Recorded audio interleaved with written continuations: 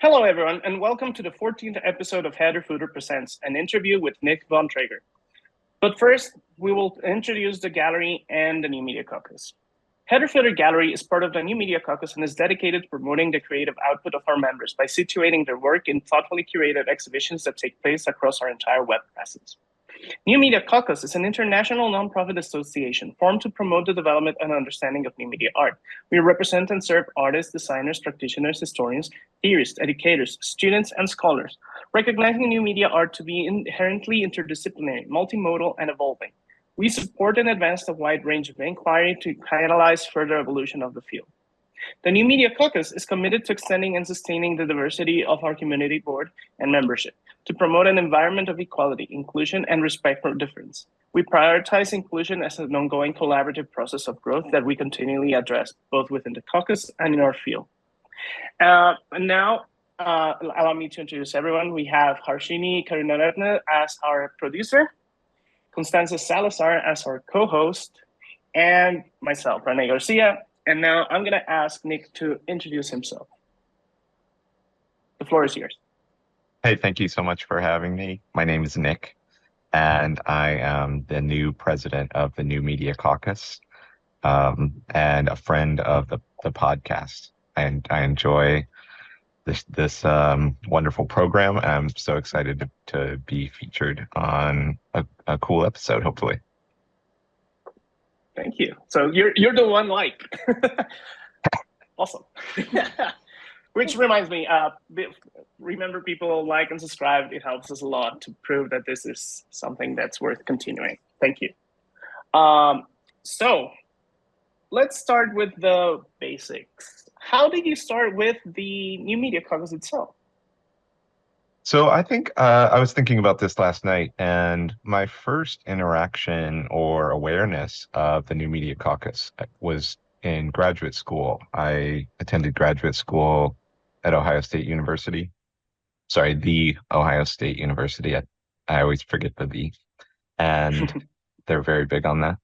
And I was made aware of the New Media Caucus as an organization that, for many of the reasons you already stated, would be a resource. It would be a place to connect with individuals that might have shared interests. It would be a place that I could possibly seek mentorship beyond graduate school.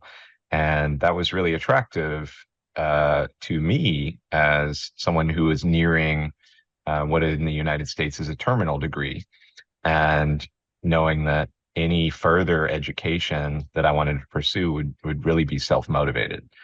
And so I, checked out the New Media Caucus. I started to look at opportunities, either attending what I could, if I could get access to, at the time was pretty much just College Art Association conferences, and participating in the member showcase. And it just kind of from there became a way to foster new relationships and create new working groups and identify some of my peers who, so many years ago was a little more difficult to identify, someone who might be working in a fairly niche field, not a new field by any means, right? Because we, as I think you mentioned a couple episodes ago on the podcast, right? Like thinking about Industrial Revolution as almost a marker of, the kind of establishing a timeline. So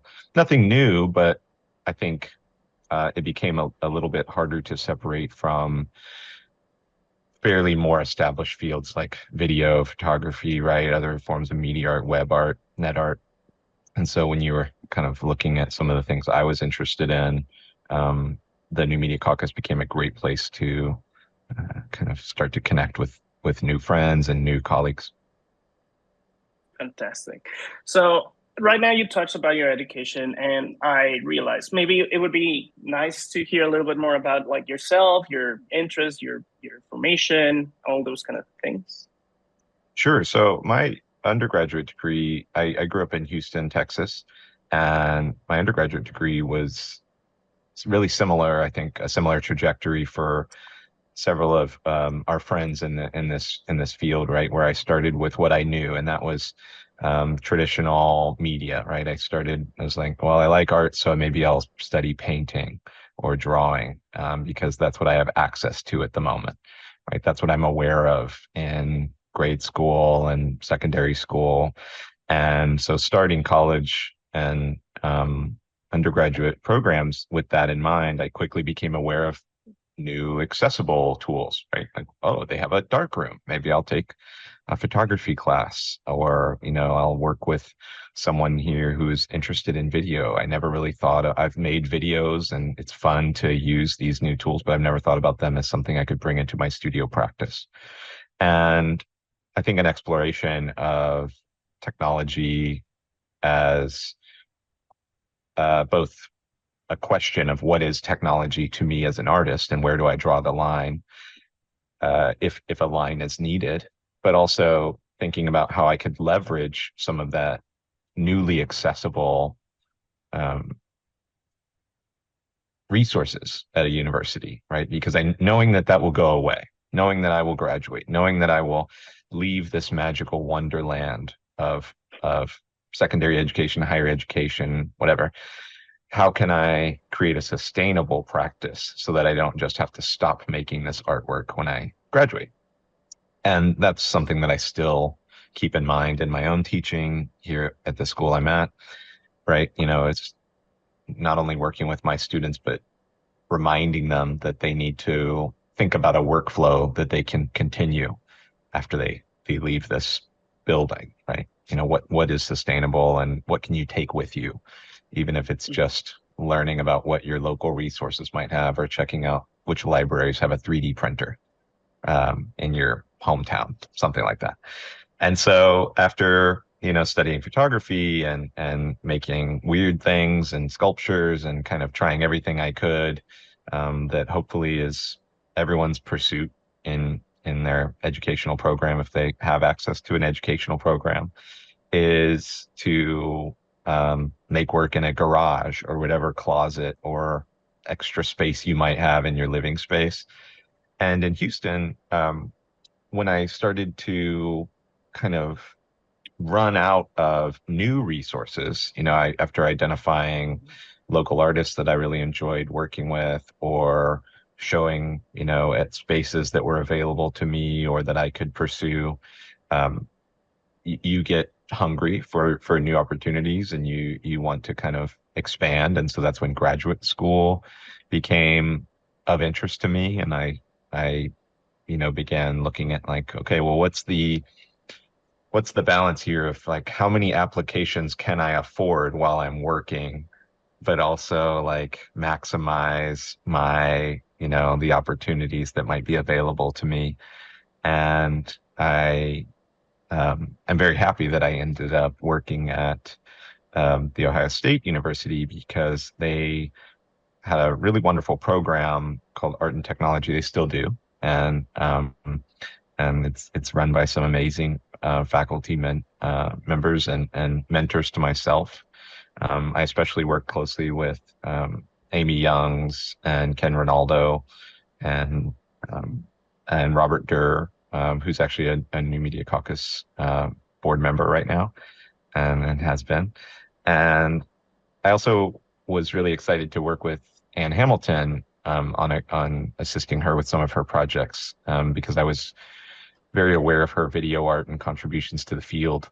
And so I worked closely with some really wonderful faculty during my time there, and took advantage of every opportunity that I could, kind of saying yes to everything and really again trying to see like what can I take with me, even if it's just working knowledge, even if it's these relationships, and trying to understand how I could foster and support those relationships beyond a graduate program.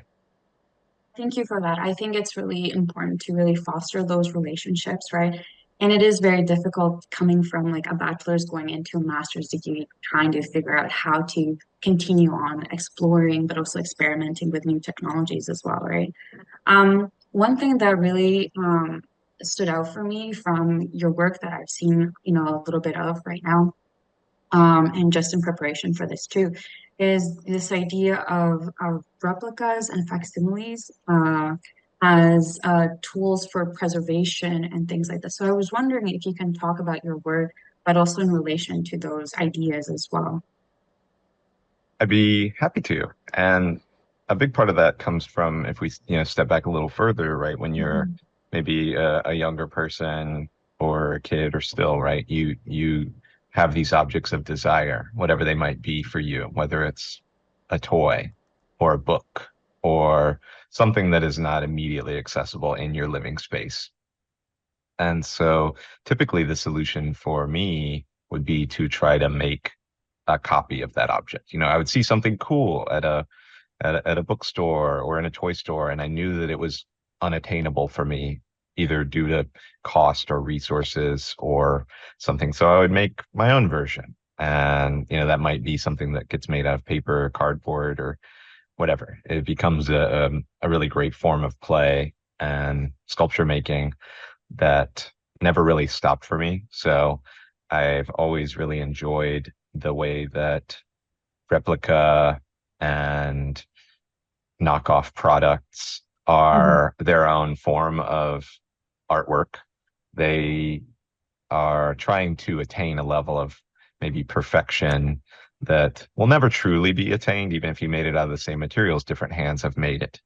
And that's what I'm interested in, I think, is that the possibility of a desirable object or something that has some kind of intrinsic value or actual value to a viewer or a maker will become so powerful that they want to have their own version. And Mhm. one version of that, right, was making like dinosaur bones as a kid, right? Like you see them in books, you learn about dinosaurs, and you want to hold something, you want to see it, you want to understand the scale or the materiality. And so forms of that might be, burying stuff in a backyard to see if it will age, right? Whether it's like, I'm going to make this thing out of like a plaster from the hardware store and I'll forget about it for a year and I'll make a map, a treasure map, and then I'll go back and find it. And will I remember how I made it or will I just start a new story? And the way that that has really continued in my artwork is again by thinking about that collective pursuit of artifact and general awareness. I think we want to be tricked. We want to be convinced that what we're seeing is maybe an original or a real object that has a very specific history. I remember it being quite impactful learning that so many dinosaur bones at museums are casts. They're not the real bone. And as a younger person, I remember being shocked, that I was under the impression this was an actual fossil. This was I'm shocked some, right now. I feel so yeah, betrayed. right. And Yeah. and it's not hidden. It's not hidden information. But if you read the museum tag, right, or whatever, you see cast or you see, clone copy of, and the excitement can overtake you to where you don't read that part of the label. You just see, oh, this is a Tyrannosaurus skull. Wow, Yeah. I'm close to something that was part of a living animal, you know. And I think seeing it with the language of museum aesthetics, seeing with the language that we have become accustomed to in a museum gallery, an art gallery, right? There's a pedestal, there's a barrier, there's a protection. They don't want you to touch it. And at the same time, I'm sitting there wondering, okay, well, if it's a cast, if it's a replica, it has no value, or does it? Is the value that we project on it because it's of its connection to the original? Is it because so many people are staring at it in awe and understanding it? Where does Oh, I this actually this know this. yeah, so and those are some of the things that I think are part of. I'm glad you love it. I love it too. It's Yeah, what no, keeps no. me making things.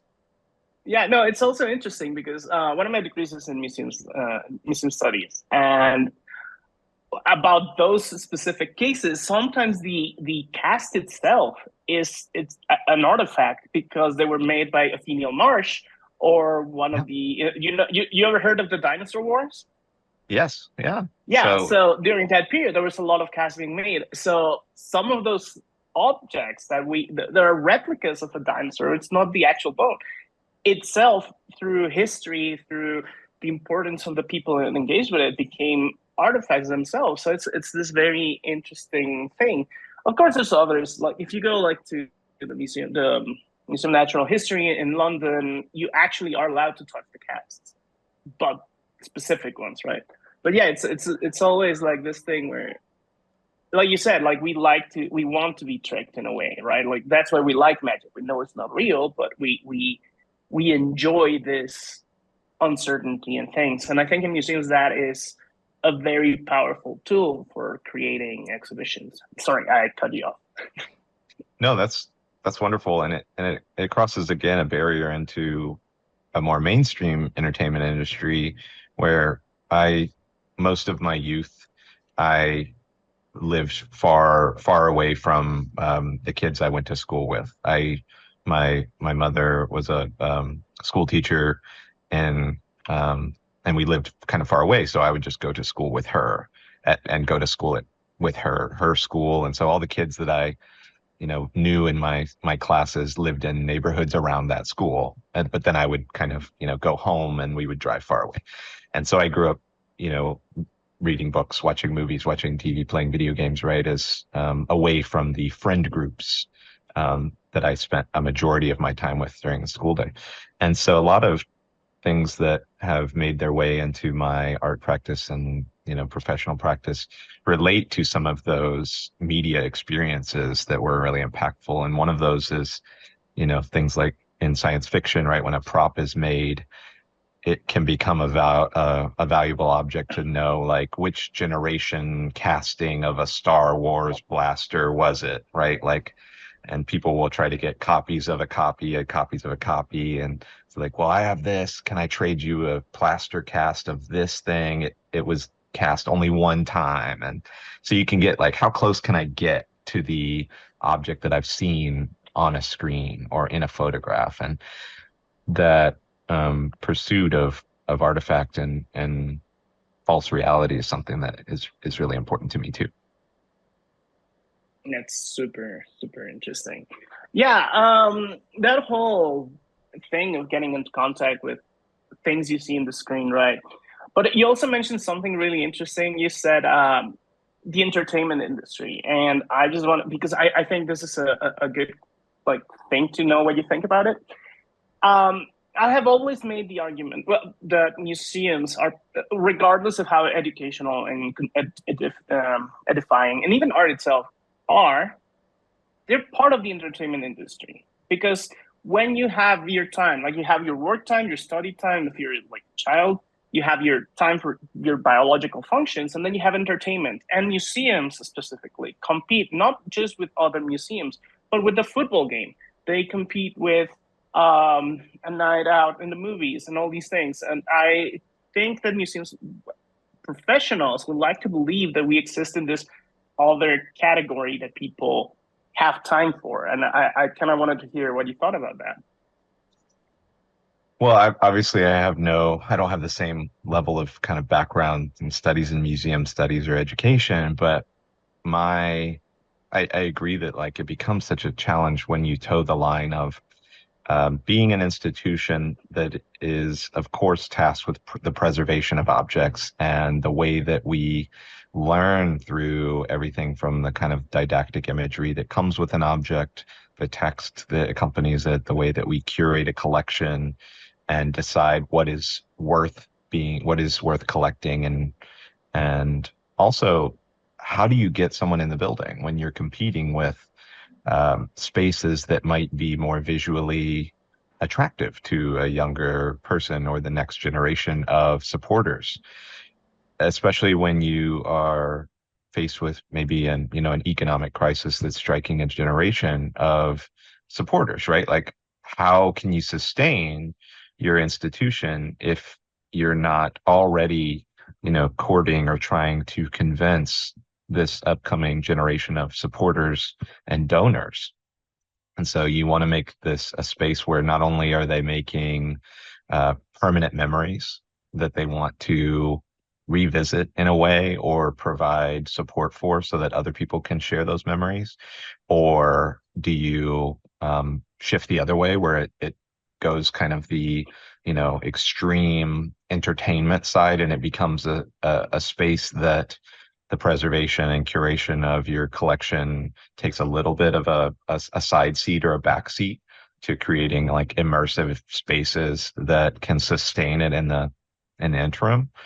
And so I don't have a lot of information there, but I'm really concerned and also interested, I think, in that discussion because I love museums. I love spaces that we can have these conversations within. And, I have a small child that I'd love to take to those spaces. So I'm, of course, concerned with their longevity and how can we make it something that will still be there or will still be deemed worth having as as a community, so that we can't just, visit the collection through an app or virtually, right? Which we all witnessed a few years ago, right? Where, at the start of kind of lockdown COVID pandemic, things like magically every gallery, museum, institution got a new website. Like things that were kind of put on the back burner for years, right? Of like, we don't really need this, or we'll do it next year. Magically, resources were diverted and it became a priority. And I think that's something that has been a pretty amazing case study to witness for how an institution or institutions overall can see how technology can serve their interests or drive new opportunities to support them or to provide community outreach.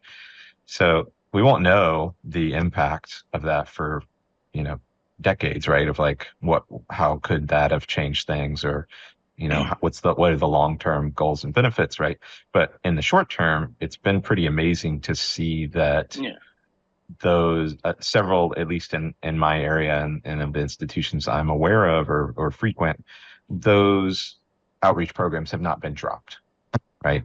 And they've certainly lessened, I think, in terms of like virtual, exhibition kind of programming, but they are still seeing it as a very positive way to bring in supporters, to bring in viewership, to bring in patrons. And that's something that I'm also interested in. I'm so happy you said that because Renee and I are actually working or have been working on a paper that is specifically a case study on Header Footer Gallery being a virtual space and how it never didn't necessarily come out of the COVID pandemic, but it was an idea that we had thought about or was thought about for a long time. And so thinking about that is really great to also put out there, right? But what I also wanted to say is thinking about the materiality of the works that you also talk about, like the materiality, the preciousness of things, but also inherently the value attributed to these things that we grew up with, right? Like, I'm curious to know what your relationship is with the virtual itself, because it isn't supposedly, materialistic, or it's immaterial or dematerialized, in some regard. But I'm curious to know what your relationship is with the virtual, if at all, seeing as you're very interested in the material qualities of artifacts and, their value inherent to them as well. So we all have collections. We all are digital hoarders, and I think that's a good thing. It becomes a bit more apparent when you start to approach limits of digital storage, virtual storage, right? I feel like I get a weekly email from, you're reaching your storage limit on whatever website, right?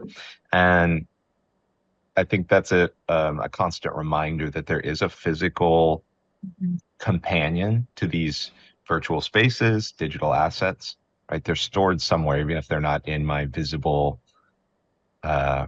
space. I have a storage unit somewhere, right? Like the constant pursuit of like, how do you collect and organize these invisible artifacts? One of my favorite examples of this, and the way that we treasure those spaces or can memorialize them, is in World of Warcraft, where server blades, the physical parts of the world, can be purchased, or used to be able to be purchased, and it became a way to connect with that virtual realm that maybe for some people were places where challenges were overcome, or friends were made, or lovers, who knows. But the idea that you could own a physical footprint of that virtual space is something that I've always been fascinated with. And so, my connection with virtual spaces and the virtual just in general tends to focus on that missing gap or connection between what we see, the front facing portion of the web, and then the back end, the physical hardware that supports it. Kind of like a stage play, right? Like, we see the theater, we see what we want to see, but then only like 3 feet behind that curtain is, wires and scaffolding and the people waiting in the wings to be on the next scene. And I really love that space behind the curtain where there's every possibility has been staged and is ready to deploy in case someone clicks something, in case someone navigates to this page. And that probably goes back to, reading like choose your own adventure books, where as a kid, I loved that it was up to me to decide if I followed the rules in the book, if I flipped to page 79, or if I just read them straight through and I could see every possible outcome. And there was something about breaking those rules with no consequences that was interesting to me, and is probably the analogy I would make for my connection to like virtual spaces. It's like we choose what we want to see and when we want to see it, which is quite lovely. But I also really enjoy that those systems can break, and we can sometimes pull back that curtain and see every possibility, or start to see the simplicity that might drive an interaction. And in our own mind, maybe we've overhyped it or made it feel a lot more complex than a random number generator, pseudo random number generator, right? That might like change our whole interaction. I literally have my Tamagotchi with me that I got like a week ago, and it just died yesterday. And then I realized that I have So to. sorry for your loss. I know, thank you. I have. It's been a very sad time, and then it actually just stays on the angel screen when it's died. You can't like press any buttons to reset. You have to find you have to reset it manually by putting the paper back into the thing and reset it. Hard reset it. Are you sharing your Tamagotchi too? No. Well, I was thrilled to get my Dreamcast VMU. It was the memory card for the Dreamcast. What is a Dreamcast? Yeah. So, but the VMU could be your memory card. But if you remember, if you played with it, like you could load. If you played a game, it would kind of load like mini games on here. Oh. And I replaced the battery in mine a couple months ago. And I was so thrilled to have like my old little avatar popped up. Like it saved it in the flash memory. And I was like, oh, this is great. So now it just kind of sits by my desk, my little Dreamcast avatar. I guess so a Dreamcast. Sorry. Yes, please. Please tell me. It's a game console. It's a game console. It came out alongside the PlayStation 2, I believe. It was with the 360, the Xbox 360, and the PlayStation 2. Yeah, and it was Sega's last attempt at surviving. It was revolutionary. It had online capabilities. It was the first game console with online, and it came with those little things. That's where you kept your saves.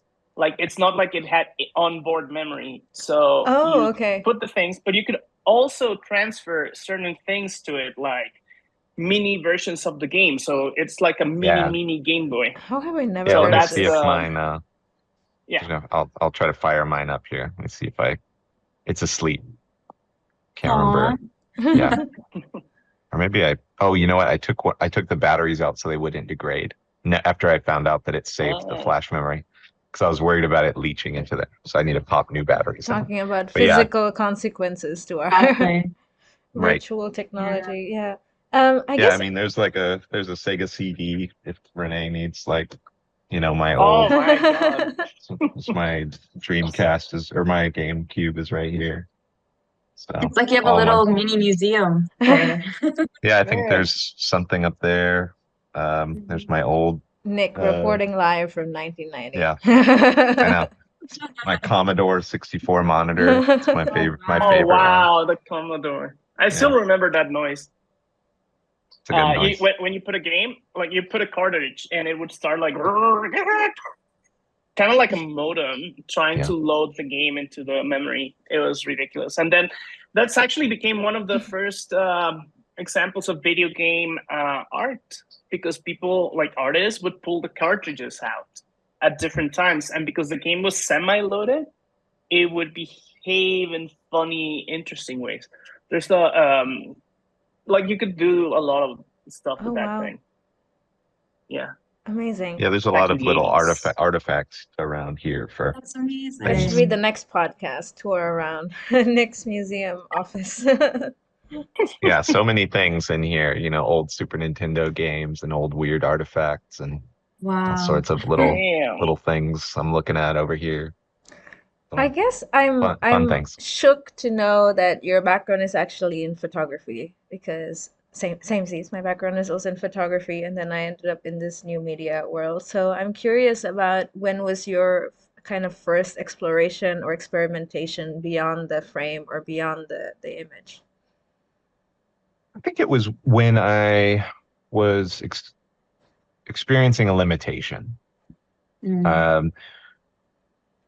With photography, of course, the argument forever is that you're capturing a moment in time, right? So it's not any different than how we capture time through drawing, through photography, through sculpture, right? Like we're still compressing our interaction with media and space into something. But my experience or my limitation, I think, through the lens, through a camera, was when I was no longer satisfied with capturing a single plane in space.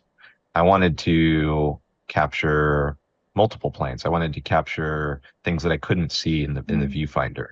And the solution to that at the time was video, sculpture, multiple monitors that would allow me to have two screens on at once. And that was kind of what allowed me or gave me a little bit of confidence to start failing, to start trying things, knowing that they wouldn't be perfect. I would have limitations because I didn't know what I was doing, or that the mentors I had at the time weren't necessarily working in this area specifically, but they could connect me to someone who might have an interest or might be able to help me get past a hurdle. This was also, early internet period, right? Like early 2000s, kind of experimenting with early web projects, and that you were somewhat limited. It was a time-based form, right? Like your time on the internet wasn't guaranteed. It wasn't always connected. And so it became a really valuable construct, knowing that it was kind of like renting a studio. So you had to know that, like, okay, well, I have this much time. How much information can I get? How many pages can I print out before I run out of AOL hours or something, right? And I can sift through this information later, but what's important now is acquiring as much as I can, or identifying like what I need to look up when I don't have internet access, so that I can kind of unpack or study these things. And so,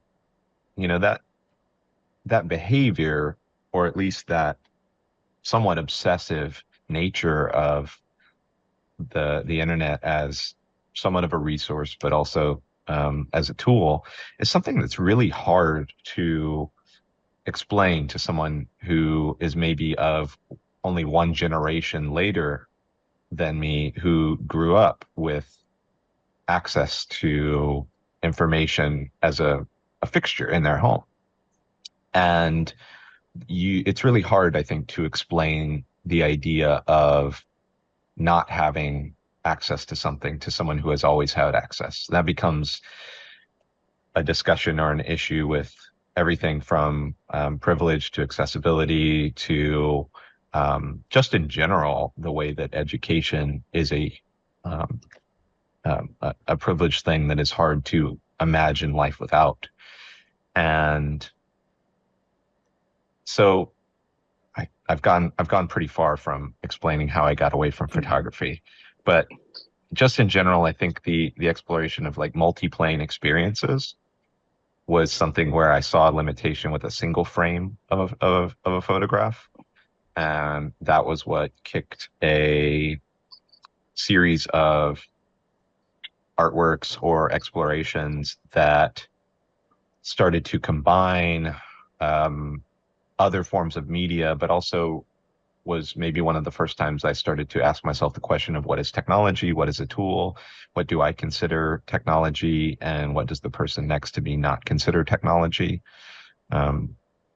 And that's a question that I continue to kind of ask as I make and as I teach and as I kind of seek out new collaborations.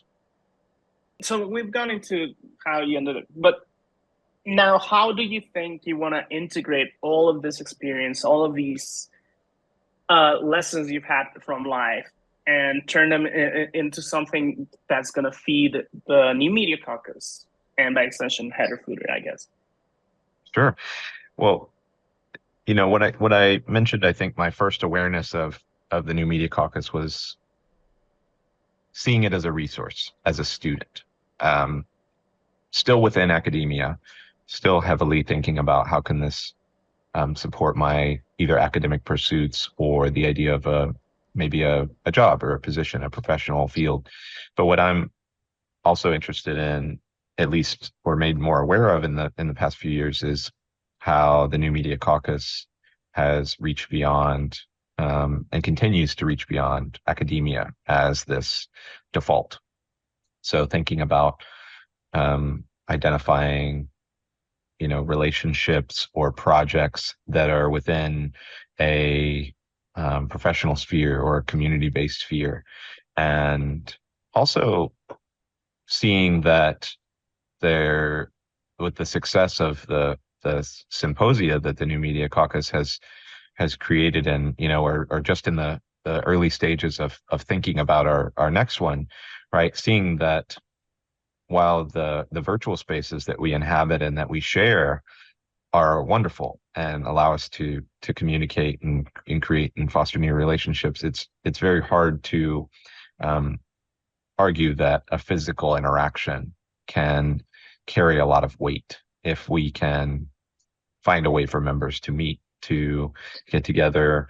And so some of that, as our earlier conversation, right, thinking about like what has value to the user, what has the longevity of impacting a artistic pursuit or just a self-education of a field that you might be interested in, even if it's not shared immediately by the person that you're sitting next to, right? The new Media Caucus has really shown that through our members and through outreach programs that are quite wonderful, we can continue some of those same conversations, right? Of bringing new ideas and new conversations, not necessarily as a closed door experience, but rather a start of a conversation for new members, for people in a community that are completely unaware of the new Media Caucus or not necessarily interested in joining, right? It's not about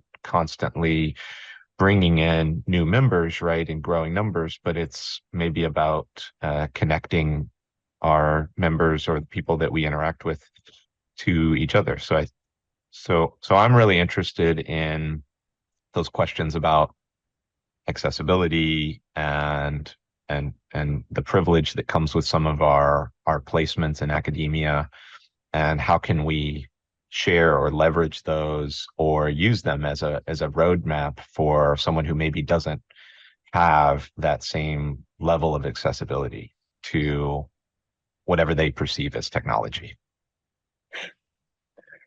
I think that's really important. The whole concept of accessibility, especially coming from like me being in Mexico, and just the matter of how I even found out about New Media Caucus. I know from my students, they have no idea these things exist until like I bring them up or something. And trying to expand on that, I think it's one of the most important things that as an organization that wants to be, or well, is international, has to do like this outreach. And also, I want to mention this thing that we have, because this doesn't get talked about a lot, that the organization has this pay what you can arrangement, which I think is very fair, especially for artists, especially BIPOC, but more importantly in the global South or less privileged places, which I think like a lot of my students find themselves in this situation where they really couldn't afford a membership fees for other organizations. And New Media Caucus does this, and it does provide value for them. And then the efforts that we have with the micro grant or the Judson Morrissey Award as well. These things are. I've actually this year one of my students applied. She didn't get it, but she did apply for it. So I'm starting to see people from outside of the United States apply for it. Well, we have such a strong member community, and of course our board of and our executive board, right? We have such a committed group of artists, educators, theorists, and just in general humans that are all willing to volunteer their time and their energy and their knowledge with the just in general concept of helping someone else and connecting to someone else. And through some amazing gifts, donations, and grants funding, we're able to support our members and support the community. And that's something that's really exciting to me. I'm exciting to find ways to increase what we can to support our members, both also both financially, but also through other forms of support that are necessary as an artist, through programming, through virtual meetups, whatever is the thing that we begin to pursue.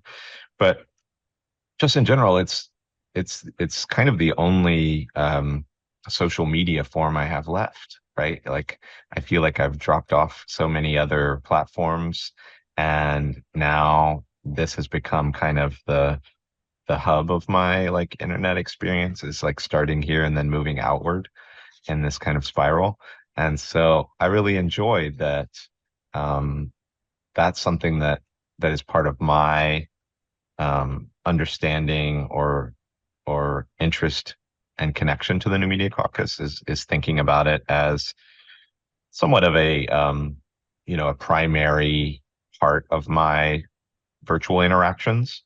It's created so many friendships and working relationships for me that I really just enjoy making that accessible, or at least aware, to someone who hasn't had that experience yet. And I'm a fairly new position that I'm in, but I'm excited to see like what is possible, and none of it is possible without the support of the members and everyone who contributes. And it would take 3 or 4 more podcast episodes to list everyone who is such a huge part of the organization. But I'm also really thankful that our website is able to recognize and acknowledge everyone who is contributing their time and their resources and their energy to the community as well. Yeah. No, that is one of, I think, the strengths that we have. Just thinking a lot about your generosity actually in answering these questions and the time that you've given us, which has been fantastic.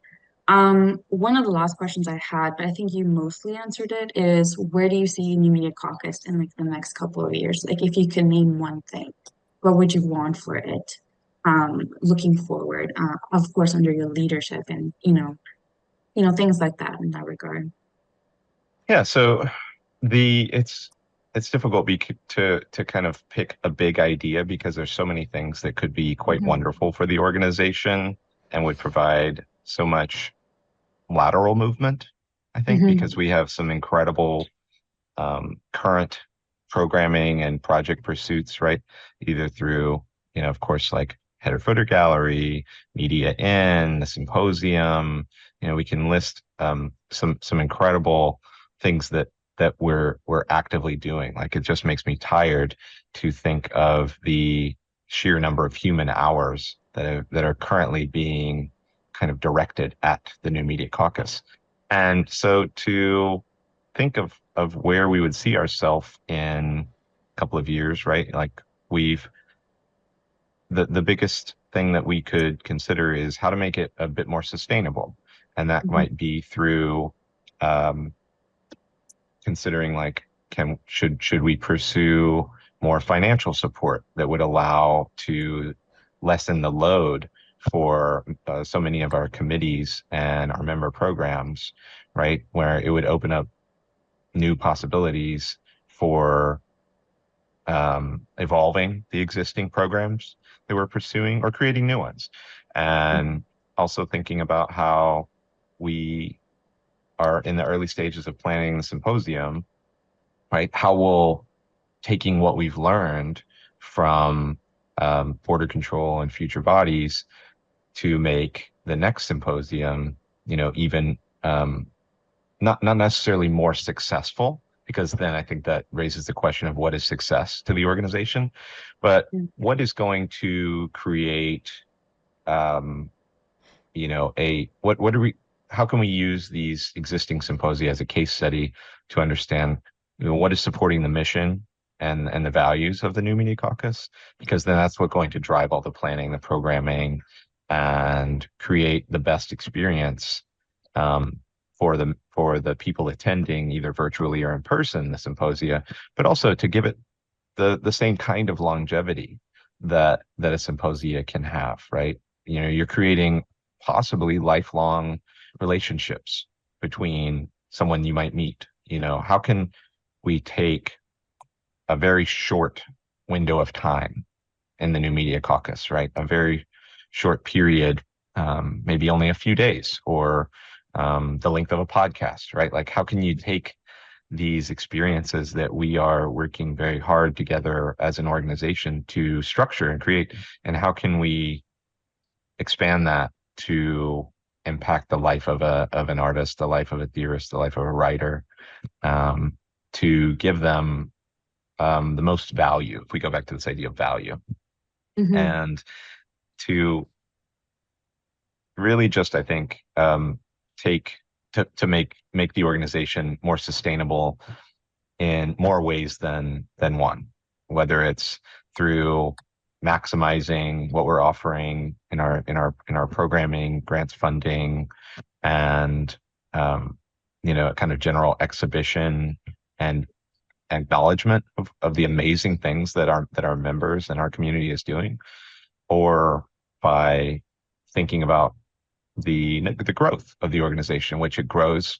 That's kind of an ongoing conversation in our executive board, right? It's like we're somewhat growing constantly, and how can we best prepare for that, or at least serve those incoming members by understanding what their desires might be and what are they expecting out of this organization, so that we're not just diluting our offerings to a larger member group, but how can we scale what our conversations might need to be, what our programming might need to offer, and as we kind of continue, as Renee said, thinking about like, Southern global opportunities, right? Of as we reach beyond what we, kind of expect outside of the United States, right? Like how can the organization scale to meet the needs or desires of those current members, but also the new ones that we haven't even met yet. Our new best friends are waiting like outside the door. And I want to be generous with my time, my conversation, but I don't know what they might be interested in yet. And so I think that's the challenge, right, for any organization, is understanding how you can best support your current members, but also foster relationships with someone new. And it's really difficult to make that sustainable, both for our time, our financial resources, but also just in general, because we're all working artists or educators or theorists or writers. And we want to make sure that we're also practicing, I guess, a little self-care. So yeah, being intentional about what we want to do, right, as well. All right, thank you so much for that. I think that's a good place to end, actually. And I think Nick might have one of the best speaking voices we've ever had from I a agree. guest. Oh, great. I agree. That's Yeah. wonderful. It's gonna be very soothing It's to a edit. very radio voice. Very soothing, Oh, great. and yeah, very That's nice. great. It's something where I know that there's something where you can't hear your own voice, or it sounds different when you hear your own voice. Mhm. So I look forward to hearing the recording of my voice so that I can maybe understand what makes it pleasurable. It's gravelly. It's so Oh, it's nice. gravel. It's okay. It's Wonderful. so nice. Yes. But in a good way. I'll yes. start an ASMR channel. Maybe we could do a Yes. special ASMR episode. Here, we can do an ASMR episode where I'll say, this is a Dreamcast VMU controller. Oh, please That don't would really stop. work. Please keep going. I could listen to hours of it. Great. I'll just walk through and touch things. And this is multimeter. It's plugged into a Sega Genesis. All those fun things. Amazing. Okay. The after podcast So- special. Yeah. Before we sign out, is there anything else you want to add, Nick? Anything you want to tell people? Invite them to some things that are coming? I don't know, like all those exciting things that I know are happening, but I don't know if I'm allowed to talk about. Well, I know that of course, we're excited that I think soon the first episode on the Artists and Hackers podcast will be released with yeah. several of our New Media Caucus members, and maybe that's where like a link to that, right, or Wait. Let little me pop cut up there. to a full screen Yeah, image cut of to- you and then point somewhere. There you go. Great. And in the opposite And- direction also. There you go. There's also a little, I think on the Artists and Hackers page, there's a little hand you can move around. Maybe I can Oh, damn. move the little hand. It's really fun. But there's also, I think, for anyone attending the College Art Association in February, right? I believe they're currently soliciting participation, so that would be for Connie and Renee's panel, which is very excited about. So you'll be getting hopefully lots of submissions, and I'm very excited for that. Same here. So I think we have one. We have one for now. hey, that's great. So you close it. Yes. That's all you need. Close it. Oh, we need, yeah. So yeah, and I was just spending a lot of time this morning in the exhibition on Header Footer and walking around. Oh yeah. And so yeah, I mean, I do get outside of the New Media Caucus programming. I promise I do. But I'm also just very, very proud to be a part of the organization and explore these kind of wonderful programming opportunities. And what's the panel, Constanza and Renee, that you're doing?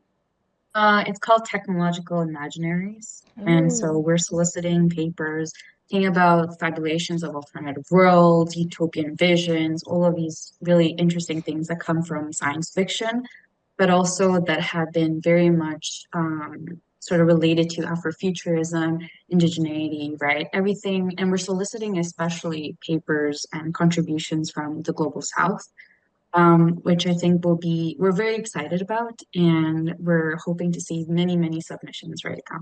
So amazing. Also, I want to remind everybody that there's an exhibition, a new exhibition, guest curated, totally on their own by Harshini, The Trace of Dawn.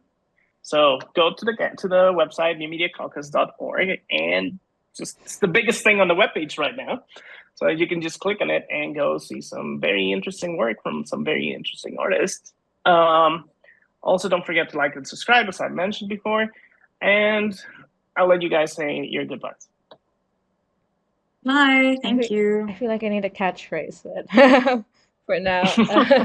Thanks, everyone. Later. And thanks, Nick, so much for being here.